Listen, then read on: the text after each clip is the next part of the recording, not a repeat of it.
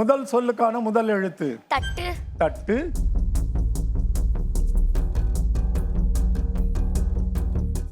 தண்டு. தண்டு.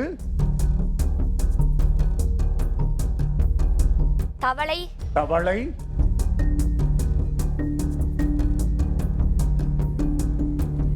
தவன்.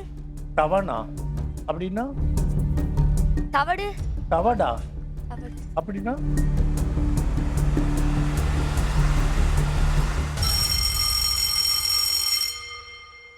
இல்ல, நீ ஏதோ சொல்ல முயற்சிக்கிற. அந்த தவணா ஏதோ சொன்னிய, அது என்ன? நீ என்ன நினைச்ச அதை சொல்ற?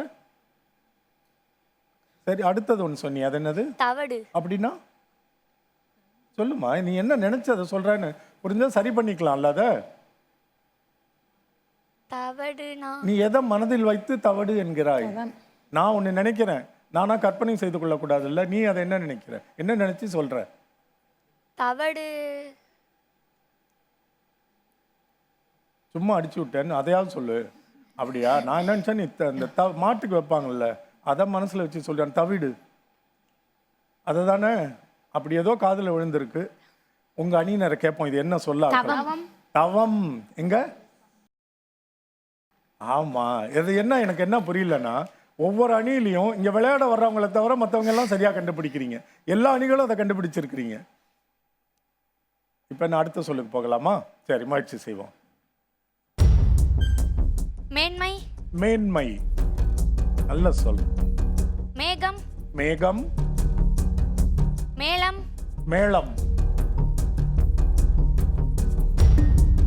மேட்டு. மேட்டு.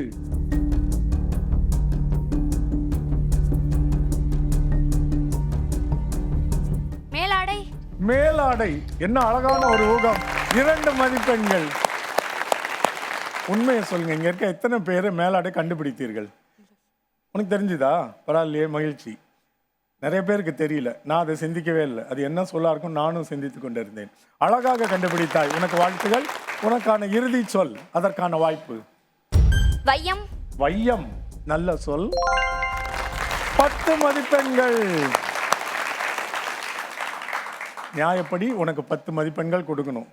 கொடுக்கலாமா இல்லையான்னு தீர்மானிக்கிறதுக்கு நீ எனக்கு உதவணும். இது பொருள் சொல்லணும்.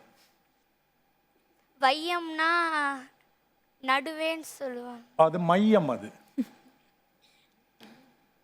சரி, தெரியல இல்லையா? சரி, இப்ப அக்காவை கேளுங்க. உலகம். வையம்னா உலகம். உலகம் இல்ல, சரியா சொல்லு. உலகம். உலகம். எந்த உலகம்.